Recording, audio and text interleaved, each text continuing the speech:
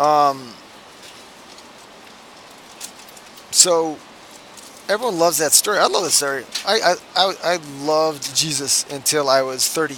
I loved it. My parents could never. My mom really wasn't into it. She was, my mom was never like Orthodox, but she always like was not loving Jesus. She was just taught like you don't love Jesus. If you're Jewish, you don't love Jesus. So anyhow, I never could get into being anti-Jesus when I was young. I loved it from the age of about 15 to 20.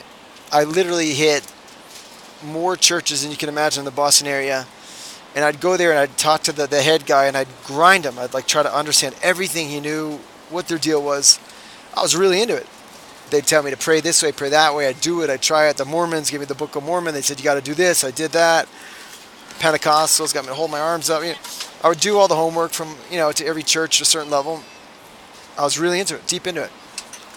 So then there's a lot in between the story, but basically the whole, the Buddhists have this whole trip that Jesus probably went to Tibet and learned for a couple of years. In his lost years, he probably went to Tibet and learned their stuff. So like even when I was Buddhist, I was loving Jesus. When I was Muslim, I was especially loving Jesus. Now, I was with the Sufis in Oakland, California, about when I was 27. Wild guess. I think it was the Naqshband order, Naqshbandi, and I spent about 6 months with them, pretty intensive, pretty hardcore. They kept on trying to get me to take Shahada to convert. And when they started explaining their understanding of Jesus and how that led up to Islam, and I was like, you guys, this doesn't sound right. I just remember like right away being like, what? This jam does not sound right. I have a good ear for what sounds right. I was like, excuse me, sir, excuse me. They are beautiful people. They are such beautiful people. A lot of them were into Muslim hip hop. There's a very rich Muslim hip hop scene, very deep stuff, beautiful stuff. A lot of them are into that. They're beautiful people. It's awesome people, serious scholars, menschlich people, man. I love them.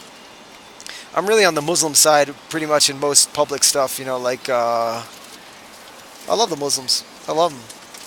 Obviously, they're going to come to our trip eventually, but, in the meantime, I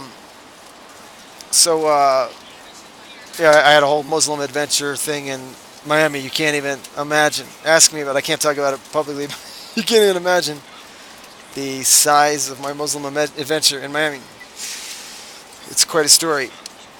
Okay, so so the Muslim take on Jesus, that's what first got under my skin. I was like, you guys, that doesn't sound right. I have a good ear for stuff, and that sounds off. And they kept trying this way and that way. I was like, what? The more they tried, the more they messed it up. So I kind of just filed that away. It just kind of got under my skin. But I really, I still wasn't against Jesus. And then I went to Chabad at age 30 with the Heilige, the Honorable Rav Shmuel Posner. I love him. I saw him on my trip to Boston. I saw him for a momentous short visit, which I could talk about for about a month. So when I first went to this Chabad house, this guy started talking to me.